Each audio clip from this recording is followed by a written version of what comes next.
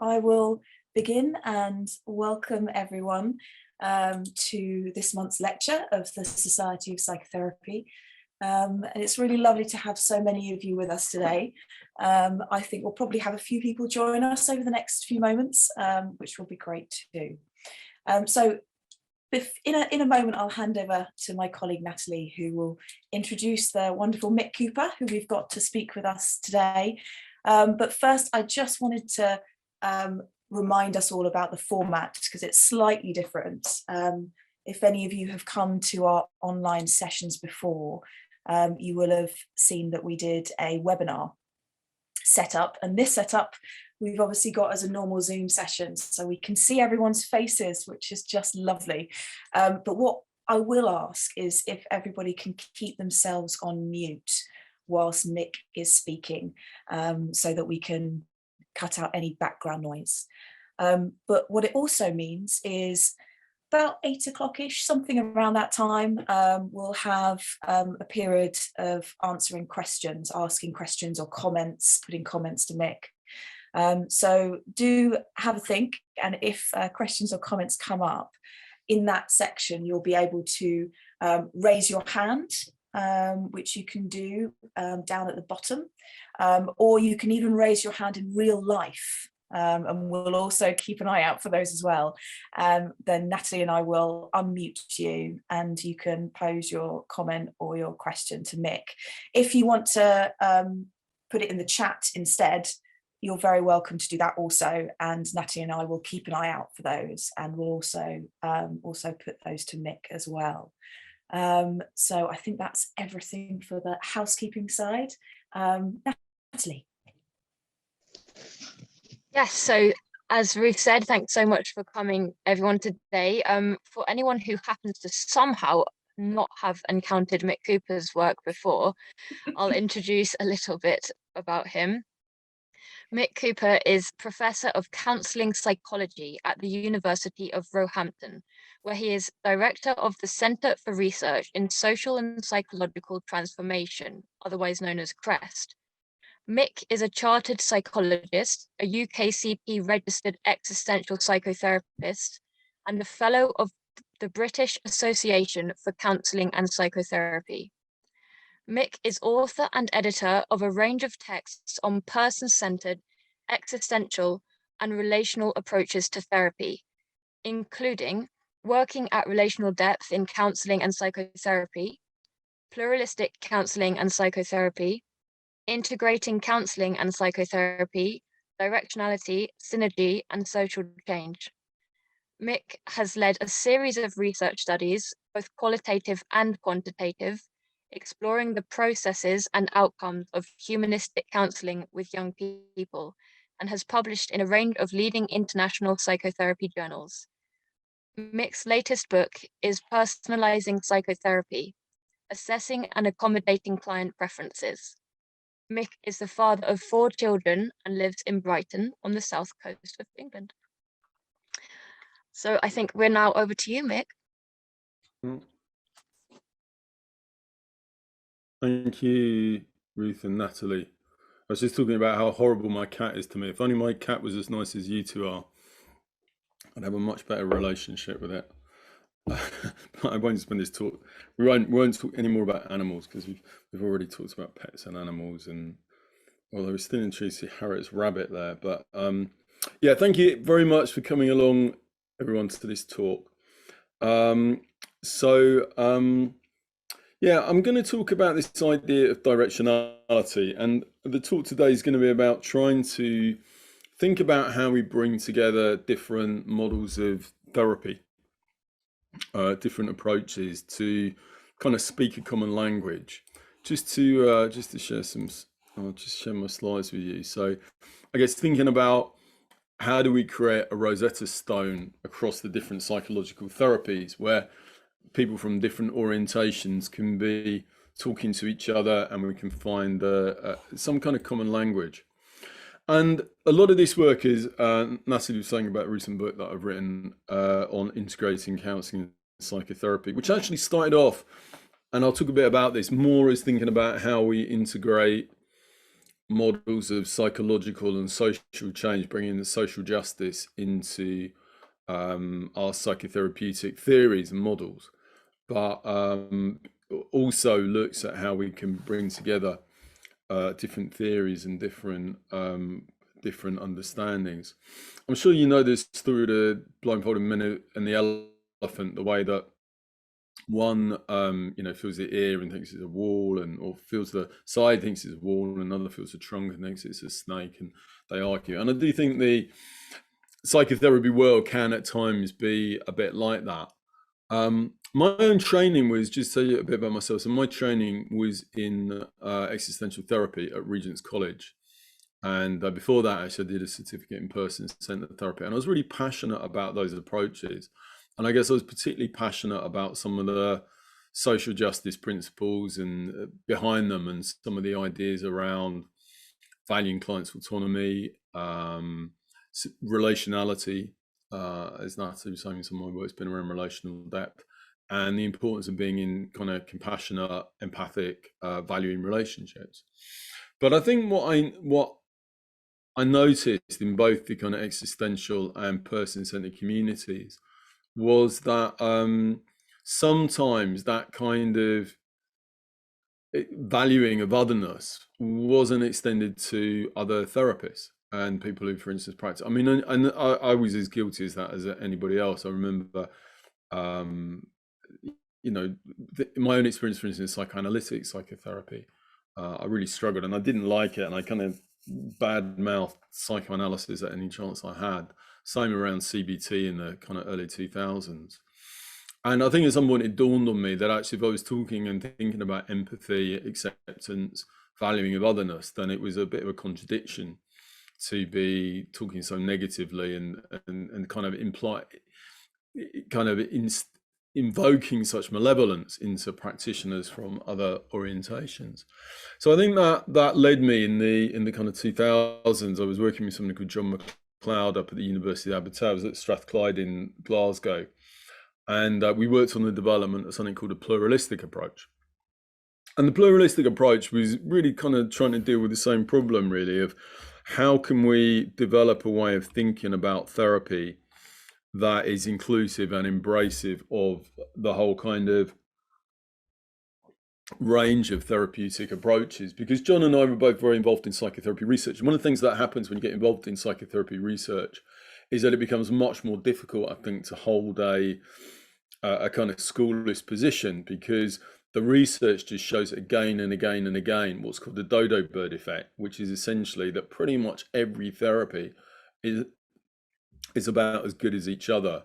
There's a few nuances there, and maybe we'll come on to that, but generally everybody does well. So, it's one thing to say existential therapy is so much deeper and impactful and brings about much more long-lasting change than, for instance, CBT or psychoanalysis is the real stuff, and person-centered is much more superficial. But if you look at the evidence, it really doesn't support any one school being particularly better at anything than anyone else.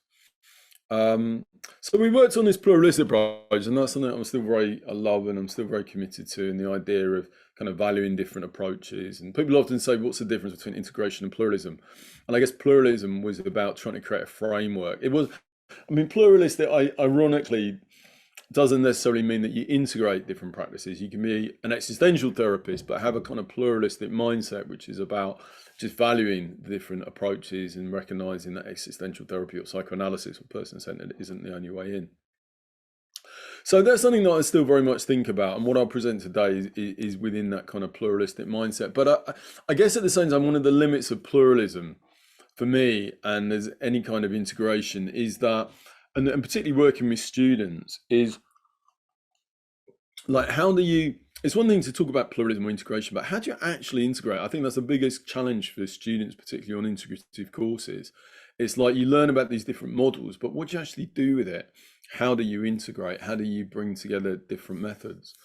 And it seemed to me that, one of the things that would be helpful there is to have kind of common language, a common framework, common ways of thinking about maybe some of these processes. And I think when we get past the kind of schoolism and the language and the terminology, actually, there are a lot of links and a lot of commonalities between what different therapies do.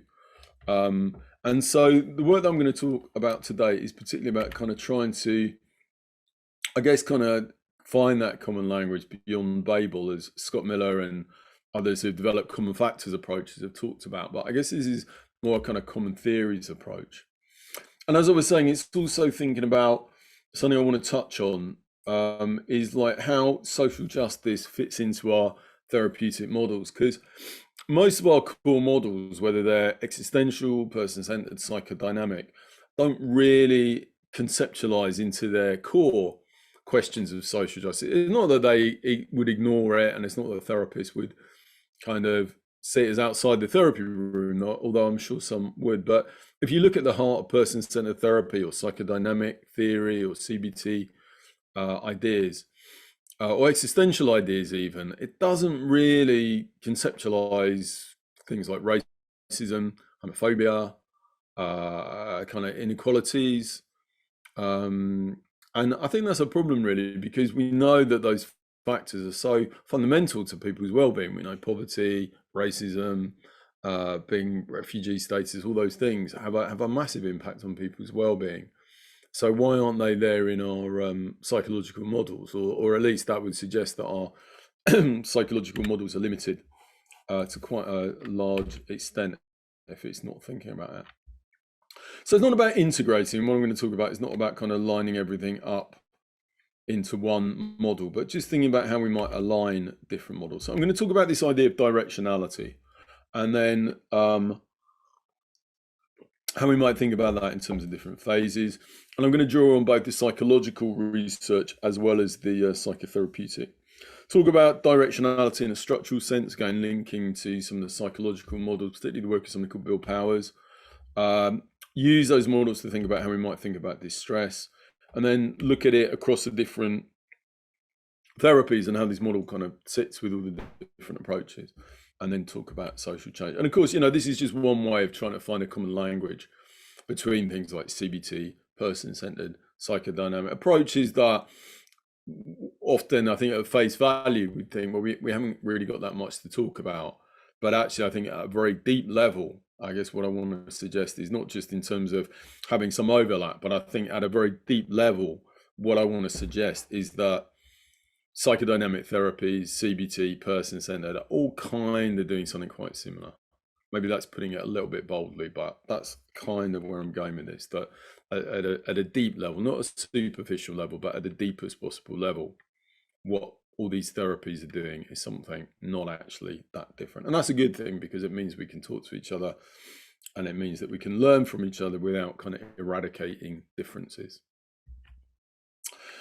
The basic kind of framework, and I guess this comes from being an existential therapist, is this idea of directionality, which is really at the core of existential and humanistic models.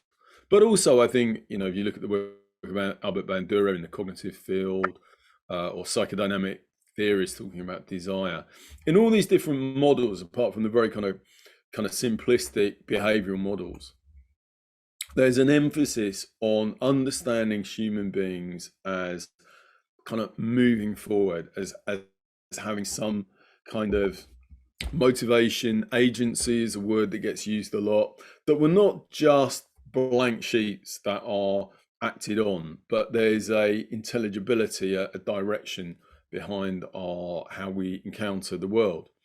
That's there in people like Sartre when he talks about being for.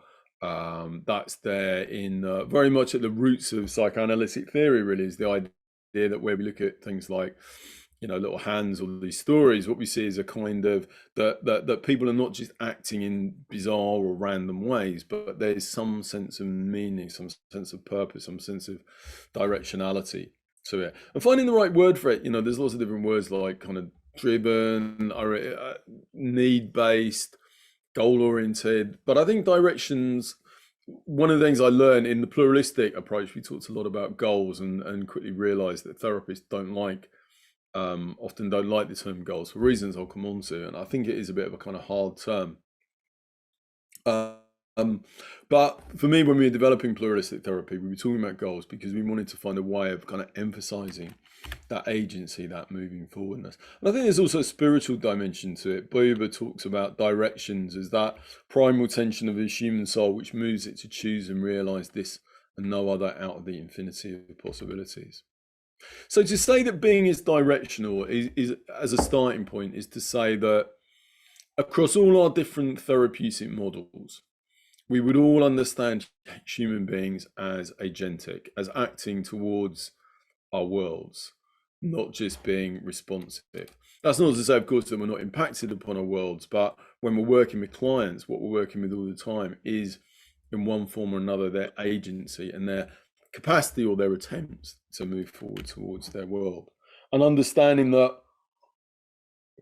things that may not seem agentic often have some underlying agency, that they're not just things that are made to happen to the client. You know, if a client is late for a session, for instance, that we would be interested in not just what happened to them, but also what their part in it was. So directionality means agentic, means future-oriented, teleological, going back to Aristotle. And it means, as Ronnie Lang uses this word, which I've used a lot over the last decades, and I still love it, is intelligible. And of course, if you read The Divided Self by Ronnie Lang, the focus there is on the intelligibility of psychotic behaviors and symptoms, and the way that something which from the outside might seem completely just crazed and random, actually that there is a directionality behind it, that the person has chosen, in a sense, maybe not at a conscious level, but at some level, acted towards cutting themselves off from their world for intelligible reasons, because it's a way of protecting them against their environment, albeit something that has very destructive consequences. So like a lot of Eastern religions, if we think about directionality, we have this idea of kind of being as a flow, which is very much there in Heidegger in existential thinking.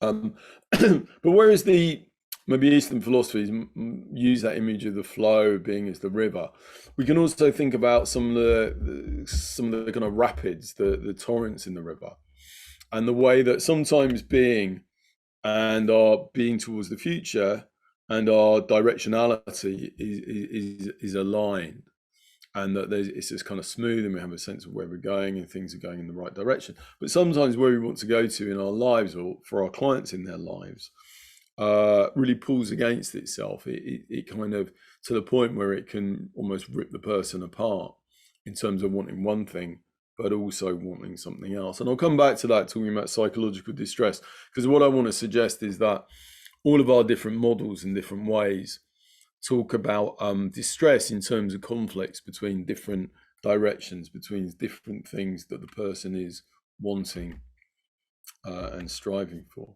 So when we talk about directions or directionality, we think about something that is both conscious and the person can be aware of, like kind of goals that are consciously set, but also much more unconscious desires in the psychoanalytic sense, bodily yearnings in the sense of focusing, person sense of focusing, the most kind of intangible, nuanced sense of wanting something or not having something and striving for it. But directionality can be both of those things. And in that sense, it can also be a kind of cognitive process, but it can also be an embodied yearning, an embodied feeling, Merleau-Ponty, the kind of intentionality, the directionality of the body. Also really important, if you know phenomenology, you'll know that one of the main contributions of phenomenology in Brentano and Husserl is the idea that of intentionality, that being, experiencing is always in the world, and obviously that's developed then by Heidegger. But what that means is that when we look at how we perceive, that we never don't perceive anything. Perception is not just inside of us, it's always between us and the world. And we can say the same thing about directionality, that directionality is not an inner process, it's a process of interrelationship, of being in the world and relating to the world. And that's very important when we come on to thinking about kind of social justice and social change, because if we understand being as fundamentally located not inside the person, but in their relationship to the world, in terms of that interrelationality, then suffering, distress, of course, then can't just be inside the person, but it's to do with the person's relationship with the world. And that can be as much impacted by the particular world that someone inhabits as what's going on inside them. So I'll come back to that in a bit. I've talked about directionality as kind of one process, but there's a number of psychological models from things like stages of change to Gestalt therapy that talk about these kind of different phases of this directionality, this kind of directionality is a kind of ontological given, but our directions have these different elements to them. And there's a number of different kind of models, but again, they kind of come together and say something quite similar in many different ways. And it's quite useful thinking about directionality in this way, because it can be a useful way of beginning to think about how different therapies might relate to each other. So I talk about in the book about kind of the idea of directional arc, and the idea that any direction starts as a kind of an unconscious, embodied kind of yearning, that there is things there that we feel in our body, maybe at the most kind of peripheral level, like slight uncomfortableness or a bit of boredom, or maybe something very passionate that we feel in our bellies. But that might be way before kind of conscious awareness, but that exists in a kind of embodied state. And many of the different models kind of talk about that. And then there's a process of kind of becoming aware of our needs and wants, becoming aware of what our directions are, what is it that we want. And all of these phases that I'll talk about can be there, but they also aren't always there. And in a sense, probably a kind of, I'll suggest that well-being is something about realizing, actualizing these directions. And that requires, or is facilitated when all these processes are there. So sometimes we kind of have things emerging within us and we're not really aware of it, we just act on it. But therapy particularly is about helping our clients think about what is it that they really want and need, what are their kind of meanings or their purposes or their goals, where is it they're trying to get to. And of course, that's not just about asking them, it's an iterative process that over time we get to understand something of where our clients very deeply at that kind of emergent level, or, you know, in Freudian terms, that kind of cauldron of seething desires. What is it that's in there that is important to the client? Then there can be a process again, or can or can't be a process of kind of evaluation of thinking about what's going on for me. What do I want? How do I weigh up different wants and needs? Is it something I want to try and realize, or is it something that actually isn't going to be very helpful for me? You know, I might feel that I really want a drink because I've had a hard day. Recognizing that desire might help me then think about and weigh it up against kind of other directions, like a direction towards health. And then there's something about intention, and existentialism is quite interesting, because the existential approach particularly kind of focuses here about intention, about choice. You know, we can have this evaluation, this awareness, but it doesn't just make something happen. There's also something about a conscious. Frankl talks about the will as a conscious choosing. Rollo May also talks about wish versus will and these kind of different stages of this directional process. I think that's what kind of inspired me to think about it with some of Rollo May's work. CBT talks a lot about planning. You know, you might want something, but then how you can actually make it happen. And this intention point in what's called the Rubicon model, they divide in directions between the kind of pre-intentional phase, which is where you've got fantasies and wishes and wills, and then the kind of more behavioral post-intentional phase, which is what they would call a goal, where you start kind of planning. And of course, you know, you might have lots of wishes and wills and fantasies that never reach the point of planning, but always remain pre-intentional. Action, if you know stages of change, you'll know that this is a really key stage in terms of people actually putting things into action. And some of the models also talk about feedback, like kind of doing things, feeding back, and then also termination. And all these stages have their place. I mean, termination, for instance, is important, because if you just kind of start projects and kind of go with all these different directions, but you never finish one, then you get overwhelmed and you don't have space for new directions to emerge. So each of these probably has their place in a kind of healthy, if you like, arc of functioning, being able to move through all these different stages. And I think what's interesting is that we can use that to think about these different kinds of directional terms. So when we talk about goals, and this helped me realize why a lot of therapists don't like goals, because goals is really about what happens post intention. When you talk about a goal, you're tending to talk about something that is conscious, that the person has kind of deliberately chosen as a focus for their behaviors. But it kind of starts at the post-intentional phase, and what goal-striving projects don't recognize or kind of work with is things at a much more emergent phase. And those are often for the more, say, humanistic and psychodynamic therapies, which tend to use goals less than, say, CBT, are often the most interesting area. Because so what we have kind of pre-intentional is concepts like desires, wants, needs, hopes, fantasies. All those things happen before any specific intent. You know, you can have a hope or a dream, but there's no necessarily any kind of specific intention to do something. So looked at that way, we can also begin to think about how these different models of therapy might possibly sit together. Like psychodynamic therapy really sits with a person in that emergent phase. It doesn't, you know, it's not that a psychoanalyst would say, well, look, we can't do planning here. We can't think about how your actions went and feedback on it. That could be part of the process, but it's not so much the focus. The focus is particularly on allowing the client through various different processes, kind of more of a neutral blank space, to allow these different needs and desires to emerge and to understand what they are. What is it the person wants? And that's kind of similar with the humanistic approaches. Also, like person-centered therapy, work more at that kind of pre-intentional phase where you're not doing so much kind of specific planning. Existential, I think it's quite interesting, as I was saying, because I think it kind of works rather than saying just, well, what's coming up for you, which it would be this humanistic approach, is more kind of trusting the process, seeing what comes up, working with what comes up. Existential approach is more about, okay, well, what choices are you going to make here?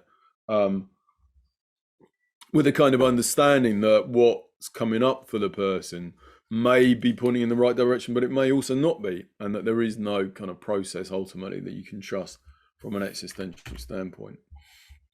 And then you have like the cognitive behavioral approaches that which focus more on things like planning, action and feedback, evaluating, making things happen, looking at what happens, thinking about how you end actions. And then you have the behavioral approaches, which are particularly that kind of action and feedback. So the behavioral approaches, the cognitive behavioral approaches, spend less time kind of just allowing and sitting with the emergence of needs and wants and feelings. In a sense, if you read some of the CBT literature, it kind of assumes we know what people want, which isn't bad, I guess. You know, people want to be happy. People want, although, you know, some of the modern approaches like ACT focus on values. So it's not just about happiness, but they kind of spend less time at this kind of earlier part of this arc and more time looking at how you implement things and how you make things happen. But again, you know, if you're in CBT and someone was talking about wanting or needing something, it's not that you'd tell the client, you'd silence the client. It's just that you wouldn't focus so much there. So looked at that way, all these different kind of approaches have important place, and it really depends where a client's at. If a client's maybe, you know, really not sure what they want, really not sure where they are, who they are, probably doing something very CBT-ish, where you're putting the person straight into action or trying particular behaviors, may not be the most helpful thing, because that person still doesn't really know what it is that they want in their life. But equally, if you've got someone who knows what they want and has a fairly clear sense of what they want, like they want to be less anxious or they want to be happier, it may be that you can go into some of these cognitive and behavioral approaches and help the person quite quickly move forward along those lines. That's not to say, of course, that everybody can do everything. You know, we only can do a certain amount, but seeing where we fit on that map might be quite useful in terms of thinking about whether we can help our clients with the particular problems and particular issues they've come up with. But I think the main thing of that is to say, I think, and certainly from a pluralistic standpoint, that all these different therapies have their place in helping clients move along in terms of these directions, helping them get from where they are to where they want to be. And I think in the most simple level, that's what therapy does in a sense, is it helps clients get from where they are to where they want to be. And we all do that in different ways. So that's one way of thinking about directionality, but there's another more structural approach that looks at what the relationship is between the different kind of directions. And it's very much the work is somebody called Bill Powers, who I'm not sure whether people will have heard of, but he was a psychologist in the 70s. I think he's still alive actually, but he developed something called perceptual control theory, which is a very well-respected theory in psychology, and there's quite a lot of social psychology has been used it, and it's also known as the cybernetic theory, which is where there's a lot of feedback loops. It's quite a complex theory, but it's very, very interesting. And Powers is interesting because it's a very cognitive, in some ways, it's a very cognitive cybernetic theory, but it's also, the value base is very humanistic, and he's quite explicit about that. And there's also quite strong existential elements about freedom in there, and the kind of progressive value base. So, but the idea I think that he puts forward is not particularly so much new as a way of articulating probably how a lot of us implicitly, I think, if not explicitly. And I guess part of this model is less about saying here's a new model, but partly more about trying to say this is maybe a language we're all speaking. Is one that a lot of people share. And the idea is that really that these kind of directions, our needs and wants, can be seen as existing in a hierarchy. So for instance, you might have a client who, what do they most fundamentally want in their life? Maybe they want to be close to other people, and maybe that's the most important thing ultimately in their life, to have that relatedness. And then you can say, well, how do they go about doing that? And they might do things like, it might be about through forming friendships, or it might be through spending time with their family, or it might be through a close romantic relationship. And then you can kind of move down and you can say, okay, well, how do they have a close romantic relationship? And it might be by talking openly to their partner, it might be through having sex with their partner, or ways to have close romantic relationship, and you can kind of keep on going down. Powers talks about 11 different levels. So in these hierarchical models, what it's suggesting is that there's kind of things that we ultimately want, or things that we're striving for in our lives, ultimate meanings. I mean, Sartre talks about something similar in terms of kind of projects, ultimate projects. And that you can kind of work downwards from that to more specific behaviors, and that everything is somewhere in terms of, if we think about behavior as intelligible, then another way of saying that is to say that everything has some place in a kind of hierarchical structure. Not to say it's in the right place, and I'll come back to that, but everything is there for a reason. And as we kind of go up, we understand why something is being done. And as we go down, we understand how something is done. The kind of lower things are the means towards the higher things. One of the interesting questions that raises, and is kind of touched on by different therapies and different kind of theories since the time of Freud in different ways, is kind of like, what's at the top of the tree? Like, what is it that people ultimately want? And there's, in our therapy world, there's lots of different theories about that and debates about that. So you get Freud is more focused around pleasure and life instinct and the death instinct. There are different kind of Freudian views. Humanistic approach focuses more on growth and the actualization of potential at the top of the tree. Self-determination theory is quite a kind of prevalent theory in psychology, again rooted in humanistic psychology. And they argue that there's three kind of fundamental needs, which is autonomy, competence, and relatedness. If you look across different models, and there's lots of different frameworks about what is it that people need, some focus on one thing. Most these days are kind of multifactorial, but relatedness comes up a lot, and I think most of us would agree with that kind of being in relation, and there's good evolutionary reasons for it, that being in relationship is probably one of the most fundamental human needs, as well as feeling good about ourselves, competence, probably freedom, and of course these might vary quite substantially by cultures. Safety is probably another important one if you think about the kind of impact that ACEs and other traumatic experiences can have, that clearly there's something within us that, and often we're working with clients, is with this kind of need for clients to feel safe. And Maslow talks about that probably more than anyone else. Meaning is another one. I mean, there's different kind of theories about what they might be. Meaning is another one. Frankl says that Freud was wrong to emphasize pleasure and Adler was wrong to emphasize power. Actually, what people want is meaning and purpose as a kind of highest order direction.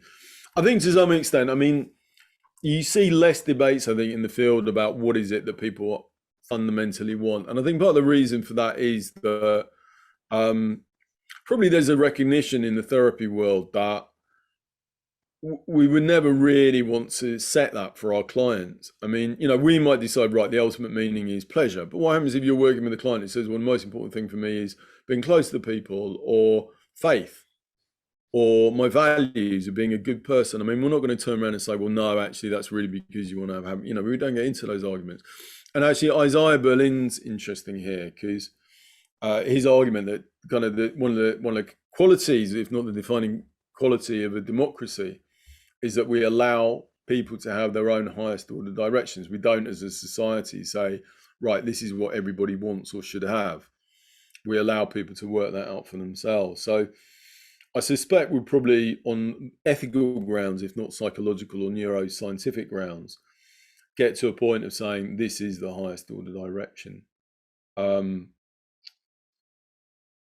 But it doesn't take away from the idea that we can think in our individual clients about, you know, if you're working with clients, thinking about what is it this person actually wants and how is it that they're trying to get there.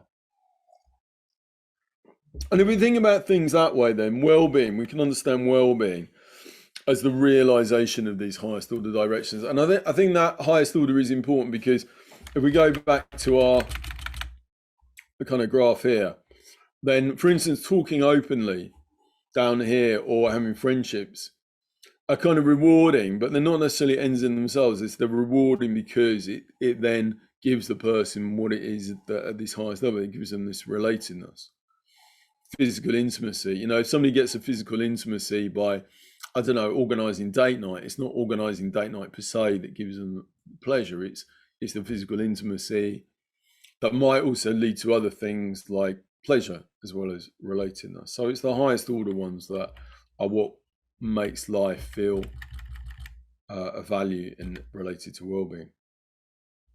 So we understand people as directional, and we understand these kind of well-being as these actualization, realization, these higher order directions. Then why is it that people suffer? Why is it that people don't get to these highest order directions? And across our different models, what I want to suggest is that often it's because there's a kind of fundamental conflict between what it is that somebody's striving for, what you might call, so you might call conflict, you might call disagy is the opposite of a synergy. I talk about quite a lot in my book, that essentially the person, as I was saying before, is pulling themselves or being pulled in different directions by different things that they want.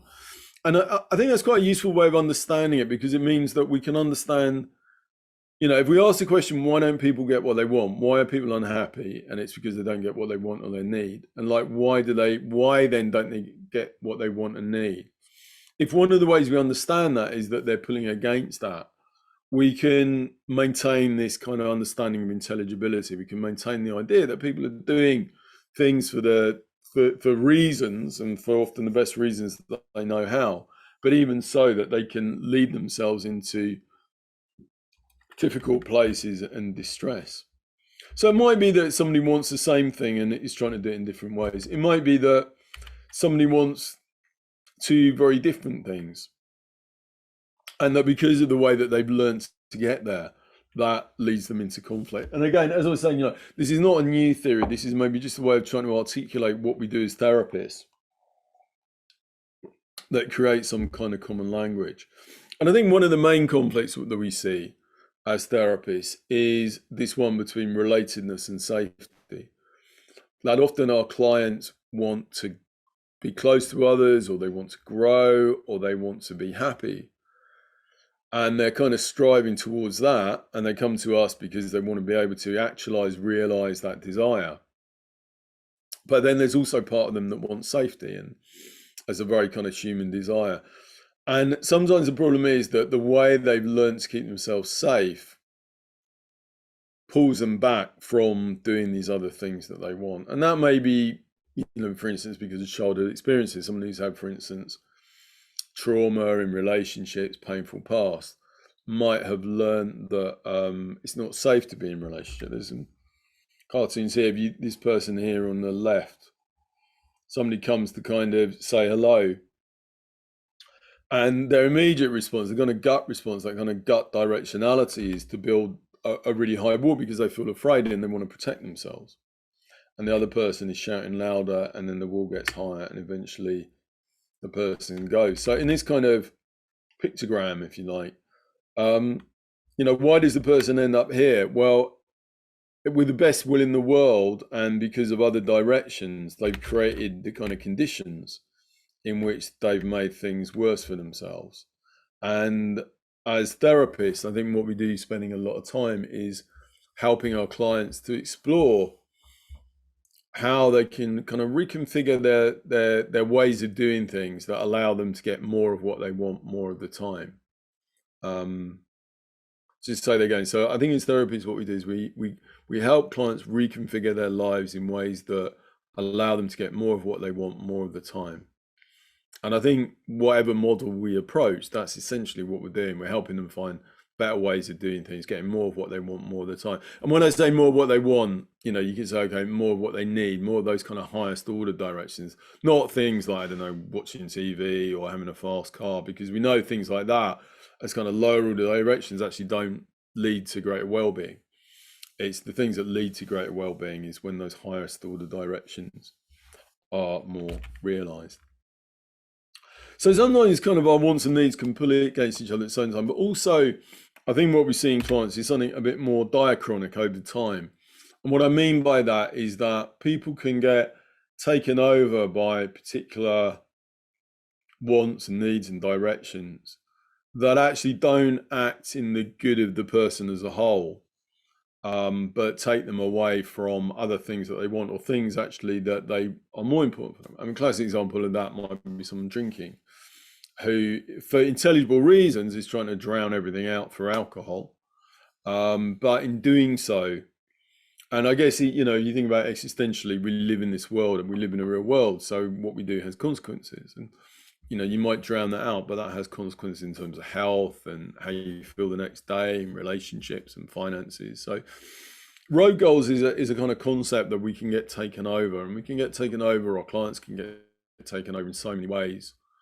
Often we can get taken over by kind of short-term pleasure, that we get taken over by kind of short-term interest, like which, as I'll argue, is kind of the basis of some of the cognitive behavioral therapies, really, is that we can sometimes get taken over by short-termist thinking, which is easy and a bit lazy, but means that we don't think things through properly. It's interesting, there's a psychologist who's done a lot of research around this and around the idea of unconscious goals, John Bargh, and he's got this interesting idea which kind of relates to the idea a bit of subpersonalities, if you know about subpersonalities and the idea that we all have these different selves. That he argues that actually we think that we have goals, but really goals have us. It's like we are ourselves is this collection of these goals kind of fighting for their own agendas, and that they kind of single-mindedly pursue their agenda independently of whether doing so is actually good for the overall person, so that we can get taken over by goals. And I can think about times getting into an argument with the next partner or something, and just that desire for maybe to protect myself, or kind of assert myself, or not to be humiliated, just means that I end up doing things that actually, in terms of that relationship or in terms of my overall well-being, are really not helpful. But there's such kind of compulsion at that time to behave in that particular way. So I think one of the things is that there's sometimes kind of what we do pulls against other things what we do, and mixed in with that then is that, and this is something that maybe is a bit more difficult to say from a humanistic standpoint, but I think is true, is that sometimes the way that we do things just isn't very good. It's just not very effective. And I've been doing quite a lot of stuff about social emotional learning at the moment in schools with kids. And it's very interesting how, they teach them things like friendship skills, they teach them communication skills, and it's very effective and it improves well-being. Why? Because partly things like how to make friends, we're not born with these skills. I don't mean that takes away from the idea that at some kind of inner innate level, we have some sense of what is good for us or what isn't good for us. But it means that at a kind of lower level, but we don't always know how to get there. You know, I might have a sense that I want to go and see my mother and I want to spend time with my mother, but, you know, and I might have a sense that maybe the car is the best way of getting there rather than the train. But if my car breaks down and on the motorway, I don't have an intuitive kind of sense of how to fix it. You know, I just kick it. That's the best that I know. Certain skills need knowledge and education and learning. This is an example of something, you know, like if somebody's brought up in a family that uses a lot of cynicism, they might think, well, the way to get close to people is by being cynical and critical, or, you know, that's a cool thing to do. And actually, it may just not be that effective. And I think that's particularly relevant in things like kind of approaches like CBT, where they do teach people skills, as I was saying, and also beliefs, you know, because beliefs are like the links between these different levels. You know, why is somebody being cynical and critical to establish relentless? Because they believe at some level it's cool to be critical and cynical. So we can see how kind of cognitions might come in here as well. So I think what I'd say is that from a humanistic standpoint, that we are, you know, we are our clients, and I'm sure we all have this stance towards our clients that, you know, they're doing their best, we're doing our best, they're doing their best, but doing our best isn't always the best thing that we can be doing. I mean, even from a person-centered standpoint, which has very powerful belief in the actualizing tendency, it still believes that clients can improve things in their lives and do things in better ways. Of course, better not for them, not for the therapist, but better for them. So there's always a kind of sense that there is leverage for change. But the challenge, I think, for us is, well, challenge for theorists and for us as psychotherapists is to think about how can we hold the idea of leverage for change without kind of infantilizing our clients and thinking, oh, well, they're just stupid, or they don't know, or they're not as smart as us. And I guess for me, that's always been the challenge, particularly coming from a person-centered background, which really wants to hold on to the intelligibility of our clients, but then sometimes struggles to explain why people can end up in such bad places. So what I'm suggesting is that what all of our therapies do, different ways, at the kind of highest level, this kind of abstract language, if you like, kind of systems thinking, but is then able to kind of filter back down, is that what we're all trying to do is kind of help our clients realize these highest order directions. And we're doing it through helping them, and this is a challenging thing, it's by no means easy at all, is to find more synergetic, more collaborative, more internally cooperative, and also more effective ways of getting to the places that they want to be. And then if we look at things like, you know, we go through the models like psychodynamic therapies, very much have this idea of conflict at the heart between, say, the id and the superego, between those very primitive desires and more superego desires, and that's then managed by the ego, which represses, but then you get the conflict between the ego and the id, and that doesn't really help things. And psychodynamic methods particularly focus, I was saying at the beginning, on that kind of awareness phase, just understanding what is it deeply that the person wants and feels. Feelings as a kind of gateway into what they want. I mean, emotions also comes into this in the sense that emotions are obviously incredibly important to therapy, but you can't have emotions without a direction behind them. Emotions are always ultimately about wanting or needing something. If you didn't want or need anything, you wouldn't feel anything.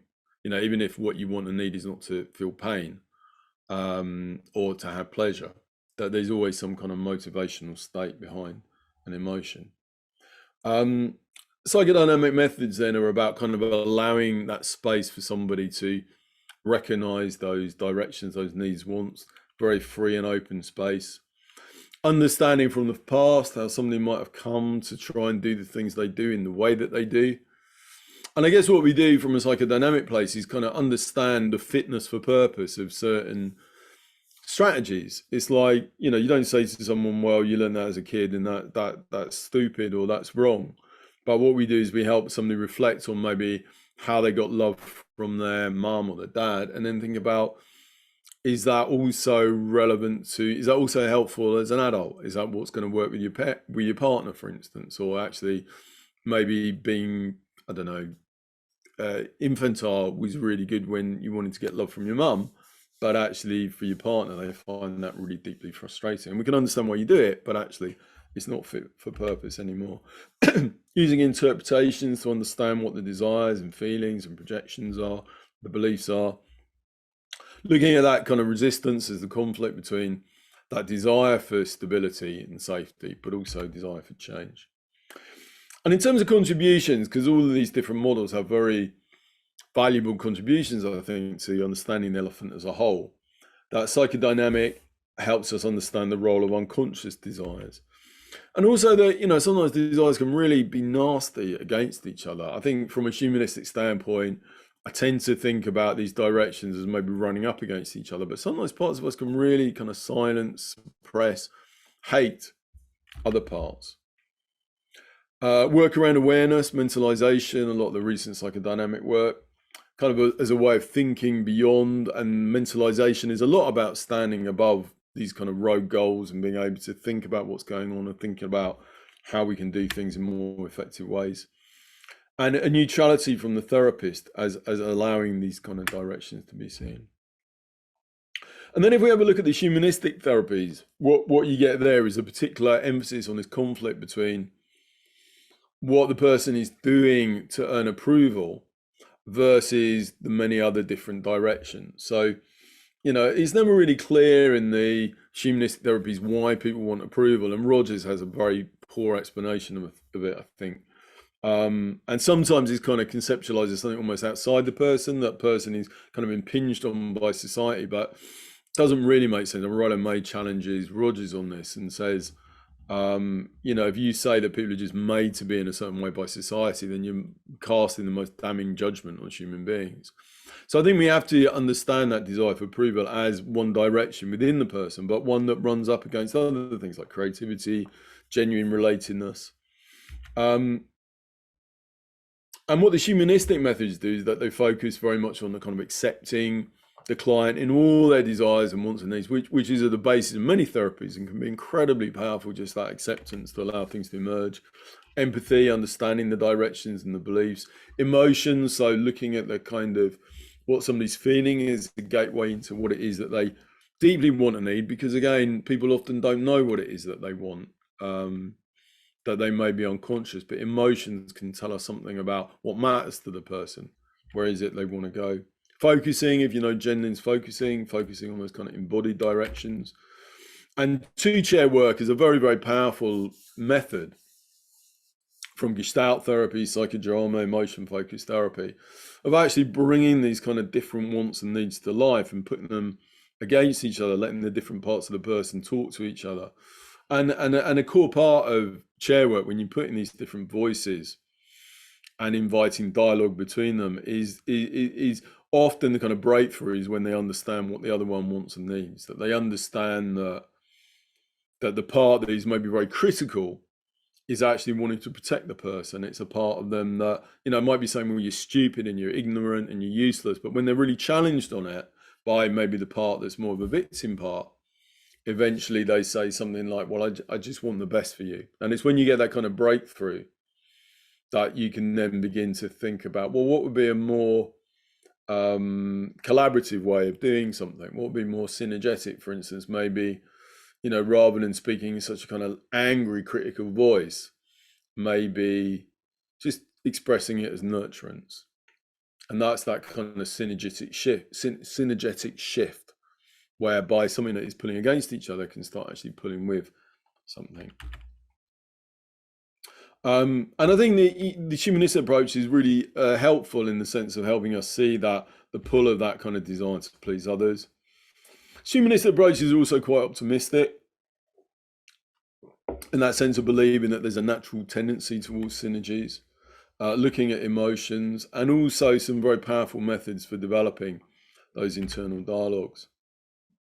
Existential approaches are interesting in the sense that some of the approaches, like based around Sartre, Camus, would actually say that when you get right to the top of the tree, what's challenging and intriguing and deeply disturbing for a lot of clients is actually there's nothing there. Doesn't mean that there isn't that structure, but it does mean that if you ultimately look at the top, there's nothing. There's nothing of ultimately value, and that's a kind of existential condition that we have to face. That we can do these things like strive for pleasure or power or actualization, but at the end of the day, what does it actually mean? there's nothing that it's for. Yeah, I like this cartoon. Existential Night Out. Tonight, Leonard Cohen sings the songs of Morrissey. True existential misery. Frankl, on the other hand, takes more the perspective that meaning is, all these things are ultimately to have purpose and meaning. And meaning, meaning is in a sense the actualization of directions itself. That's very interesting. I won't talk so much about it, but it suggests that there is actually a pleasure. And one of the reasons why I think we can get caught up in rogue directions is because just actualizing meanings, actually any meaning, whether it's playing Candy Crush Saga or, a game or something like that, is valuable because there's a pleasure in actualizing meanings and actualizing directions. Which means actually kind of going against what I was saying earlier, that, setting up a date night can be really pleasurable in itself, even though it's not right that's highest order, because there's a kind of self-reinforcing quality to directions. And existential methods can be really useful in that they focus on that kind of intentional phase, help us think about those kind of highest order meanings, invite us to think about whether there is a highest order direction at all. Emmy's work has been very interesting, thinking about, when we think about well-being as realizing our directions, part of that is about kind of how we're doing it, but part of it is also our expectations. And Emmy has written about some of the, that if we have very high expectations of life, that can make us as miserable as anything else, and that we need to be realistic there. And also with other approaches, like including actually things like behavioral activation and ACT, is the idea that some of our highest order directions might be values. So things like freedom for others or political values can all be highest order directions. And we know that people are sometimes willing to lay down their lives for things that they believe in. Emmy's also interesting, and a number of other existentialists talk about the way that whereas the humanists talk more about the kind of capacity for synergy and bringing these directions together, I think existentialists focus more on the idea that maybe it's inevitable that there's always going to be tensions between different directions in our lives. And finally, you got the cognitive behavioral therapies. And I think here the conflict that we can kind of conceptualize, I'll just do about 5 more minutes and then we'll have time for questions, is between that kind of short term. If you read people like Daniel Kahneman's book, Thinking Fast and Slow, which lays out really nicely, or Beck's work, what often undermines people and creates problems is that people are using shortcuts in their thinking, that they're not thinking clearly from a cognitive perspective, that there's black and white thinking or catastrophizing, kind of magnifying problems. But why are people doing that? I mean, cognitive therapies don't go into so much, but I don't think it's too much of a stretch to say, well, there's a pleasure in, or there's a laziness in just thinking about things in very short-term ways, which has a kind of short-term payoff. And a lot of these conflicts are ultimately, I think, between short-term and long-term. There's a short-term payoff in these heuristics, but what it does is it kind of undermines more rational and kind of planning thinking.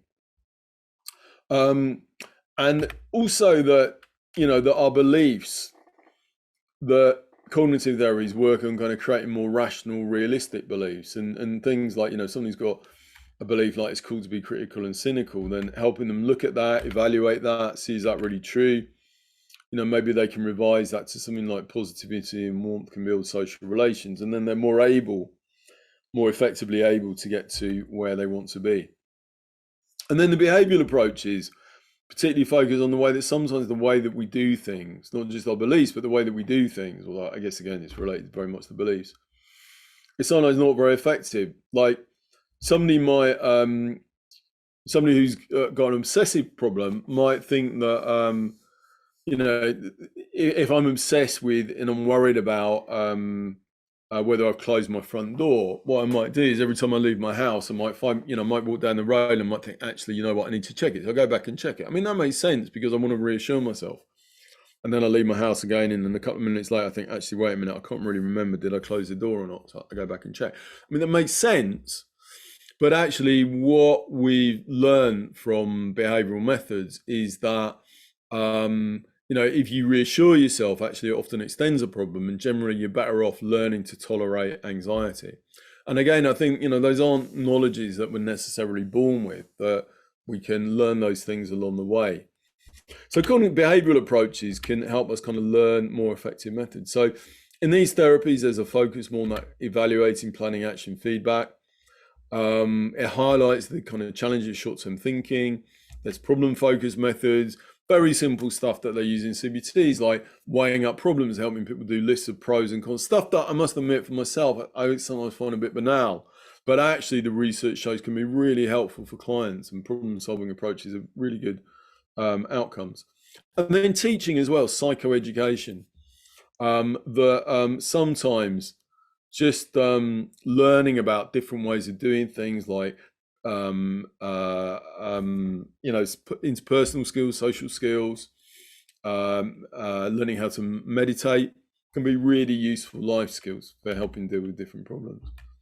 So there's lots of contributions of the cognitive behavioral approaches as well, learning about different methods, focusing on the kind of longer term thinking, post-intentional phases, and using evidence. So what I want to suggest is that theories and methods from different approaches really do have the potential to be combined. That's not to say that everybody should be doing everything. We can only learn certain approaches.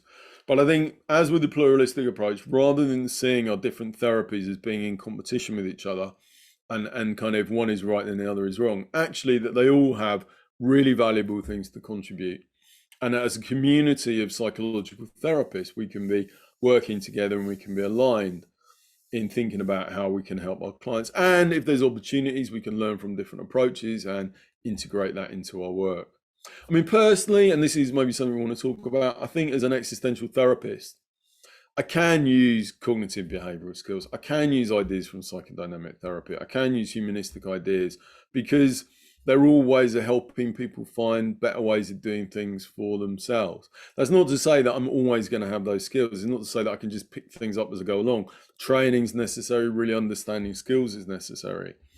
But as I develop as a therapist, I can do that. And it's interesting to note that we did some research around pluralistic therapies, and we found that therapists who are open to using different methods were more satisfied and seem to enjoy their work more than therapists who were very much aligned with one particular method.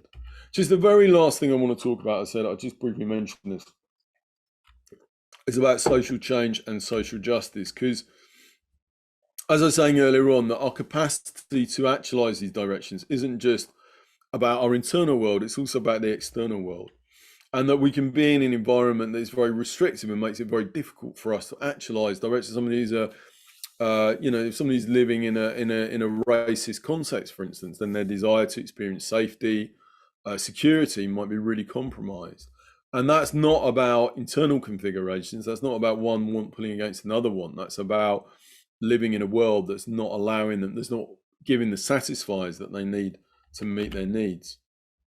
And those kind of restrictions might be financial, they might be economic, they might be political and cultural, they might be emotional in terms of having good relationships around us. So that when we think about how to improve well-being, social change also has to be a part of that. I haven't got so much time to talk about that, although we might want to discuss it. But I think it sits alongside psychological change as an important way of helping people live more fulfilling lives. And that means, so I guess what I'm saying is that we can help our clients by helping them configure their internal world. We can help them by helping them do things more effectively. And we can also help them by working with them, either in therapy or outside therapy, to create social environments that are more conducive to well-being. Let's skip that.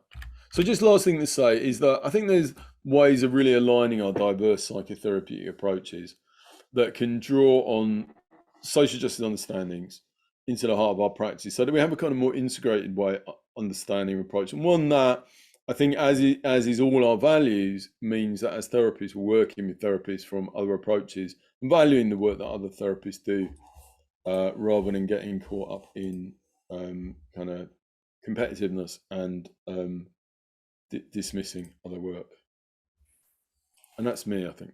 Oh, awesome. Thank you so much, Mick. I have to say it's really lovely having you on with us in the Society of Psychotherapy, because one of the kind of main ambitions, reasons why starting up the organisation like 20 years ago now was to provide a forum for people across modalities to be able to get together and talk and share and learn. Right. So that's kind of been a really important part of what we've been doing. So having you come and talk to us today about this is just really bang on. So that's Great. fantastic.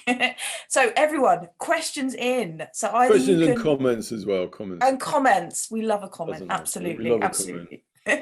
So either you can pop your questions in the chat or you can put your hand up. We will be monitoring hands as well. So whilst I wait for people to gather their thoughts as to what they might want to comment to Mick, I just had one thought that came from myself, Mick, which was in terms thinking about the kind of the social justice element and the fact that for many of our clients, I think there can be real restrictions in various ways. Do you think that as therapists, having a more integrative approach, being aware of these different ways that psychotherapy can help, is more effective in working with clients who have those real restrictions in their lives? Very good question, very interesting question. I'm interested to know what other people think. My intuitive sense would be no. I think it's kind of, I think you can work in very integrative ways that still are pretty blind to social justice issues. You know, you could be combining psychodynamic approaches and humanistic approaches, CBT approaches, but could still be, yeah, you could still, I think it's a slightly different dimension. What were you thinking, Ruth? I wonder if in asking that question, you were thinking that there is some connection. I mean, one of the things that comes to my mind, so some of you will know, a lot of the work I do is with neurodivergent clients, and a lot of those individuals have got lots of different kind of issues in terms of being restricted, being discriminated against, being stigmatized, poverty. And one of the things that is kind of been present within all my work is working in a very integrative way, is having to kind of take whatever is to hand in order to support them. And sometimes that's really quite practical because the issue that they're dealing with is really quite practical. So, but you know, having said that, what you were saying around you can work in a very intolerant way, in an integrative way, I think is also completely true. But I think you're right, actually, Ruth. I can also see that there's something about being integrative that is probably more about personally tailoring the therapy. And I think that where you're working with clients, where there is kind of clear social economic issues, as well as psychological, then it does allow you kind of maybe greater flexibility. And there is more flexibility and kind of more openness. And as you say, you know, maybe some, what's it called? Advocacy for the client. Mm-hmm. Yeah. You know, I was taught as an existential student, you never do that. You know, if somebody says, I'm having problems with my housing benefit, you just say, I'm sorry, I'm your psychotherapist, not your housing officer, in a slightly sniffy way. But, you know, I think integrative approaches allows you to take on more of that role. There's a lot of interest in working in the States in like feels like counselling psychology, where they do really argue that advocacy role should be an integrative part of what counsellors, certainly, and psychologists do. And I think it's on the basis that, you know, those things are incredibly important to people. But you have to have skills, don't you? You can't. Yeah, absolutely. Do we have any questions, Pete? We can sit in awkward psychoanalytic silence. We have a question, so we can't sit in silence. We can't sit in silence. We'll work up to it. Okay, so we've got one from Trevor and then one from Fergus. All of these people who are railing against no silence. Brilliant. So the first one from, frantically. First one from Trevor. I think it's useful to recognise themes across different approaches. I'm not clear if this is the same as integrating different modalities. Is there a downside? Yeah, I think. Well, for me, there's a downside. I'm interested. Maybe Trevor can do come off mute and yes, Trevor, if you want to come off mute. But I think there's a downside if we lose the kind of unique elements. And, you know, as we get approaches developing like compassion focused therapy and ACT and all these new approaches, EMDR, they all bring something very unique. And I think that's really exciting. So I guess it's about getting a balance, isn't it? And then you have these new things, and then we can dialogue and we can talk about these things and we can share ideas, and conflict can be very conflict and disagreement can be very generative of new thinking. So I think that's really important. But it's when it gets, and this was we thinking a lot about around pluralism. It's when it gets nasty, and it's when it's also it gets to the point where actually it's getting in the way of clients. Like, and I've had this experience, and I think maybe it's more common than we admit, of going to see therapists, and they've just stuck in some kind of dogma about what the source of my problem is. Like they're into, it's hypnotherapy, or it's a kind of person. And I remember seeing someone in CBT who was just saying, well, we think counselling is rubbish. And, people in psychodynamic, you would just dismiss CBT. And I think that is actively, I think that's unhelpful. And I think it's unethical. Totally agree. I totally agree with you. I mean, it really resonated with me when you made that point about people being critical of other approaches, and I can feel myself doing the same thing, and I don't think it's very healthy. And it's not really in a spirit of being open-minded, is it? Or, as you said, compassionate. And just to put sort of a bit more detail on that question I asked, I suppose listening to you, and thanks for a fantastic lecture, but I that's no problem. But I do sometimes, I kind of find myself getting a bit muddled with all the different ways of the different approaches. Maybe that's just something that I develop more in time. Sorry, all the different approaches, like you were talking about CBT, humanistic, existential, and and in terms of integrating all those into one way of working with people. But I do like the way that you're extracting the themes from I think that's a great idea. I think if you like the future of therapy to me, to have central themes that we're all working towards. Yeah, I mean, I think it would be hard, and I don't think it'd be particularly helpful to try and integrate everything into one great big mushy therapy. I remember somebody saying about pluralism once. Have you ever tried mixing lots of different colours and just ending up with kind of mucky brown?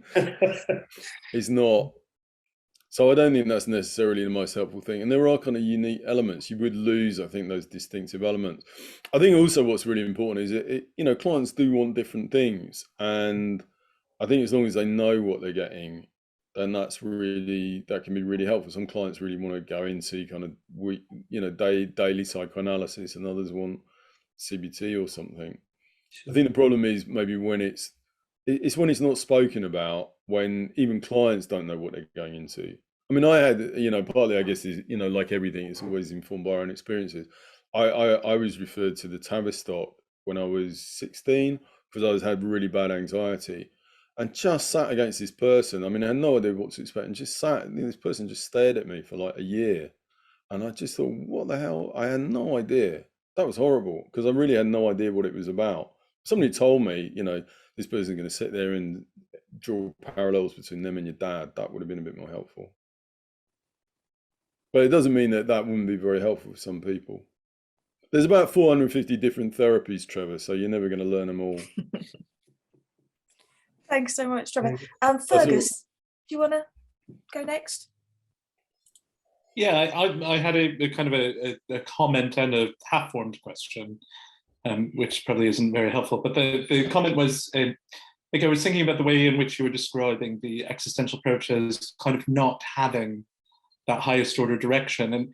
And one thing, I wondered if I was mishearing you, because it kind of feels like actually what the existential approach offers is the opportunity to create our own highest order directions. I wasn't sure if that's what you were saying and I was mishearing you, or if that actually was a conflict, but you're nodding, so I'm assuming that's No, I think I'm nodding that I was saying that. I think you can read it both ways. Certainly that we have the opportunity to create our own, and I think existentialists would say that. But I think there is something about recognizing that it can be really distressing to recognize that there isn't, we can create our own, but there's nothing above that. There's no kind of fundamental, we can create it, but it's a choice, and that there's no ultimate given about why we choose that. And I think for a lot of clients, everything about my own experience, sometimes that recognition, what Heidegger would call these kind of moments of insight and authenticity, to realize that everything is a social construction and that nothing is a given, is something that as therapists we encounter. So I think it's both. I think as an existential therapist, I'd be both working with clients to create their own meanings, but also if they're up, sitting with them about, is it upsetting? Is it distressful? How does it feel to think about there isn't any ultimate meaning, if that's what they're bringing? Yeah, because that recognition has to happen before folks can then create their own meaning. Yeah, no. Yeah, it's a good point though, Fergus, and I didn't mention that. Yeah, and I wonder kind of where that sits in this kind of this direction of change model that you've got. Where is kind of the moment of supporting a client to recognize that part of that change is coming up against the meaningless, the lack of. Yeah. Well, I think existential is interesting because it is a bit of that intention phase, and just going back to this is answering what you're saying just there, but we kind of create these choices rather than something kind of just coming up. We create often in response to our world, or from Sartre, out of nothingness. Really, we create our own directions. But yeah, where is that kind of recognition that there's nothing there? There's a cauldron of seething desires, but there's nothing underneath that. I think that's quite a scary idea. Yeah, and I think it feels quite fundamental. I had a kind of a half-formed question, and I guess I'm thinking it kind of relates to what Trevor was saying. This notion of, you've kind of moved on from pluralism to actually suggest, rather than just sort of someone who sits within a modality but has a respect or an openness to other approaches and kind of perhaps a curiosity about how those things might be integrated, but you're still nonetheless sort of like, this is kind of where I sit. That you're kind of now proposing this model of how these different modalities, which are of particular interest to you, might actually all sit alongside each other in this grander model of change. Yeah, that's a very interesting observation. I don't think I'm suggesting it as an integrated therapy though.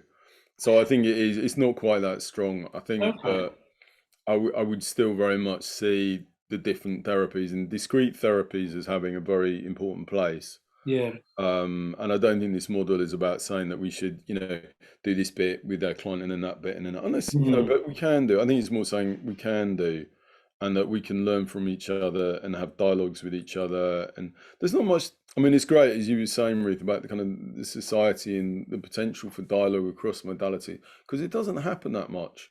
It really doesn't. I mean, in our professional communities, people do tend to stick to a great extent, from what I can see, into their own worlds, and that is a shame. Maybe partly it's because not having a common language rather than kind of hostility. How would you suggest that? I guess my question is, even kind of taking that point, that it's less about kind of the model in which all of these different modalities kind of form a super modality.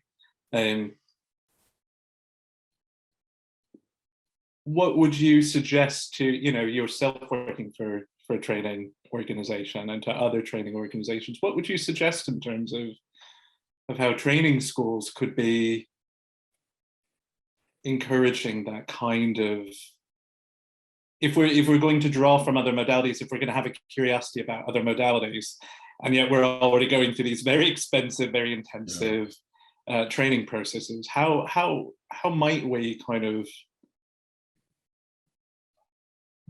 be encouraged to understand enough of the fundamentals of other modalities that we could have that approach of figuring out where the overlaps are and how we use those? It's a brilliant question. It's a brilliant thing to say, Fergus. I mean, for me, like, if I think about our course, so I teach mainly on a doctorate in counselling psychology at Roehampton, and we don't spend loads and loads of time at the beginning. We teach person-centered psychodynamic CBT over 3 years on a kind of pretty much full-time course, but or part-time. But what we do is at the beginning that we start off on a pluralistic. We do a bit of input on pluralism and pluralistic ideas, and you could be doing the same with these kind of directional ideas at the beginning to give a kind of underpinning understanding of the values and the philosophy of the course. And we make it clear that we're not going to be teaching students one right method, that students have their have a space to find their own way, that they're not going to be evaluated in terms of adherence to our method, but being able to have a kind of critical understanding. So I think we try and instill those values at the very beginning, but we teach, you know, fairly discrete models, and we take students through the models. I mean, there are other ways of doing it. I think the course that Abate, for instance, teaches more in terms of specific skills and methods. So I personally, I mean, it isn't really tested, but personally, I think you could teach courses without really having to have underlying core modalities. I think you could teach ideas and methods. And I have to say, I'm sorry to say this for those of you who aren't psychologists, but I do quite like counselling psychology, because it does have a bit more of an openness about teaching sometimes his kind of different understandings and his different methods, and rather than his, you know, one way. Certainly in my existential psychotherapy, you know, again, this is a lot of personal experience. On reflection, I think I do feel quite angry at times about how limited it was. Thanks so much for that, Fergus. It was really interesting. interesting. Yeah, definitely. Digby, you had a hand up, I think, and then I shall go to the chat and ask you a few questions from there. Go for it, Digby. Hi, Digby.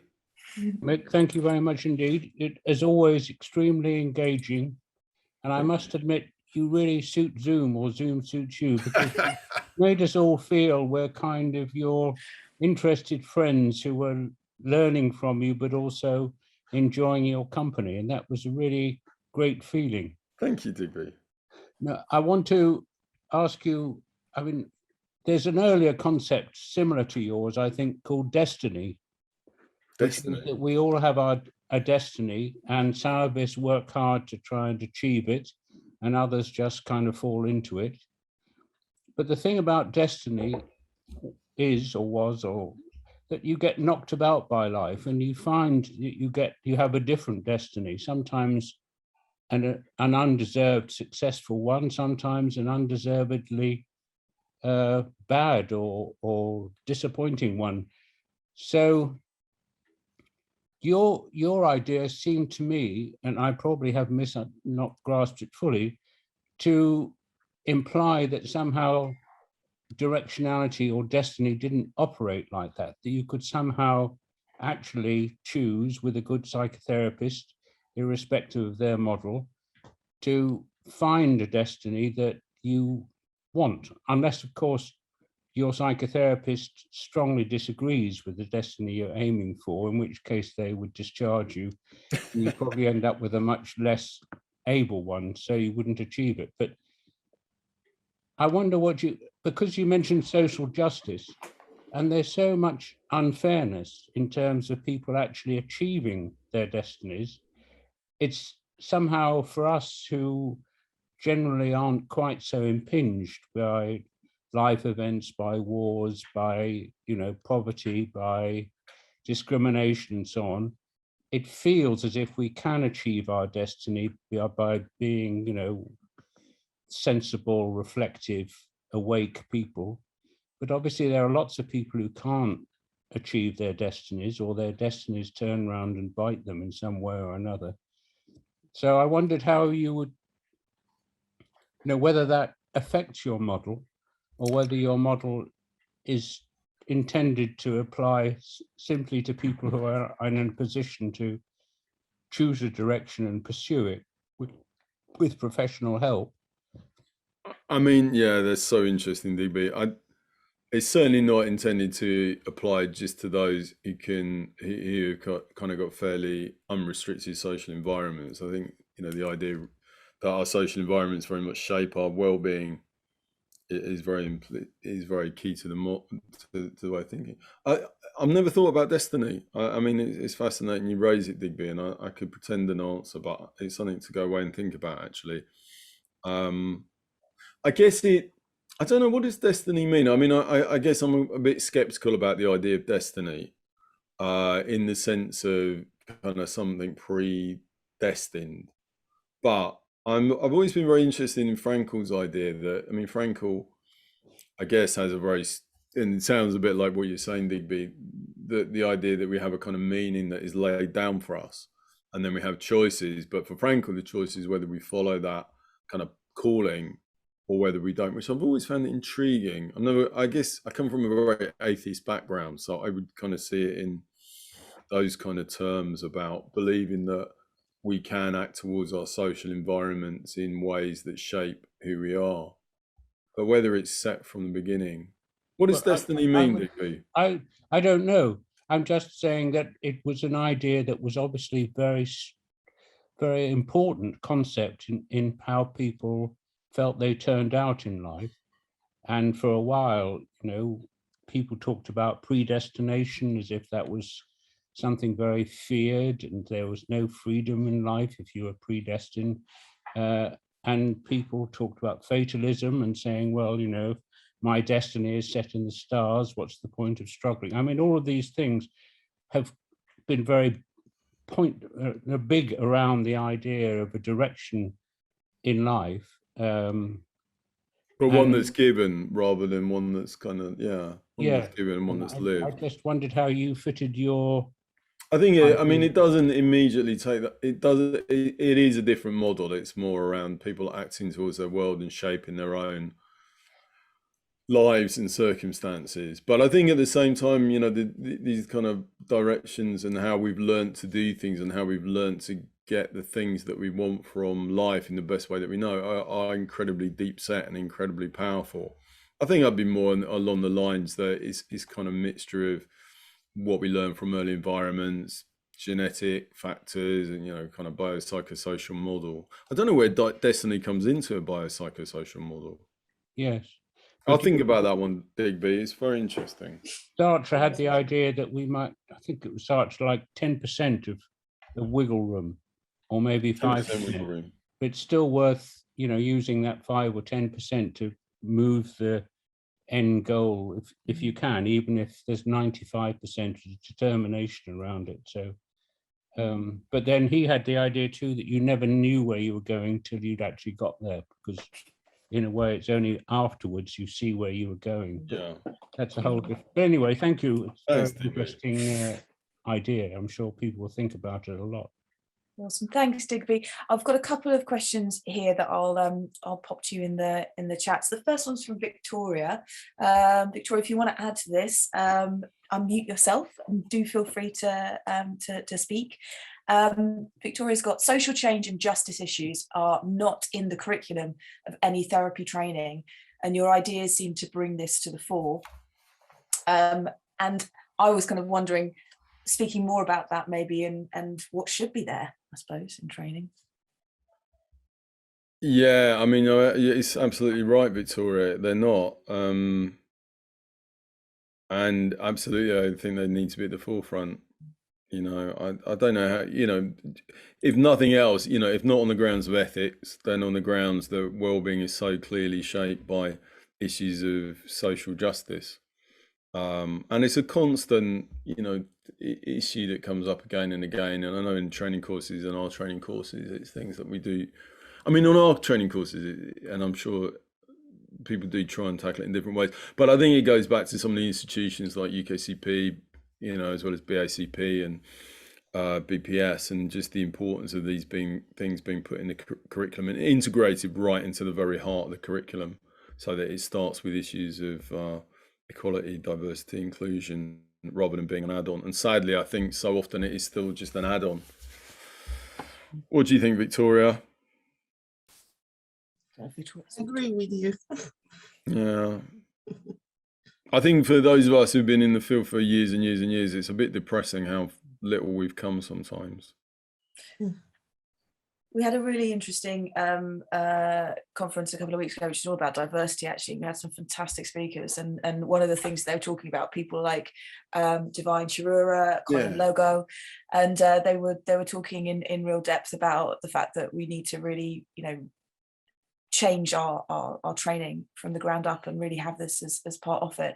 And one of the things that came up, which reminded me of what you've just shared with us, Mick, is the importance of language. That came up time and time again, and that actually language can become such a barrier and can cause so much conflict, when actually often we're talking about stuff that can be aligned, but the words that we use pulls us apart. And it just struck me because they were talking about that within that conference, and I get the sense that that's also part of of where you're coming from as well. Am I getting that right? Yeah, definitely. I think, yeah, language is really, I mean, I guess I was talking about kind of across different therapies, but I think language and the way we use language can be very exclusive in training and things like, and I think we need to look at that right from the very kind of ground up in terms of how we create more inclusive programs and, yeah, create a much more mixed field.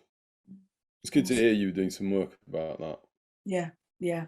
I think it's Colin and Divine are brilliant, and maybe I'm being a bit pessimistic. There are some brilliant people who are doing that kind of work. Well, the message from everyone of the day actually was that we need to kind of, to get working, and it's going to be tough, and we've got to person up and deal with it. So it was positive, but also not kind of denying the difficulty as well, which was cool. Well, it just gives me enough time to thank everyone so much for coming today, and a huge thank you to you, Mick. It's really brilliant to have you sharing with us. And just to say that next time we are meeting on the 14th of December, and we're going to have Emmy coming to talk about her latest work, which is Rising from an Existential Crisis. I wish everybody a great month. Take great care, and hope to see many of you next time round. Thanks a lot. Nice to meet you. Thanks, everyone. Bye. Thank you. Bye-bye. Bye.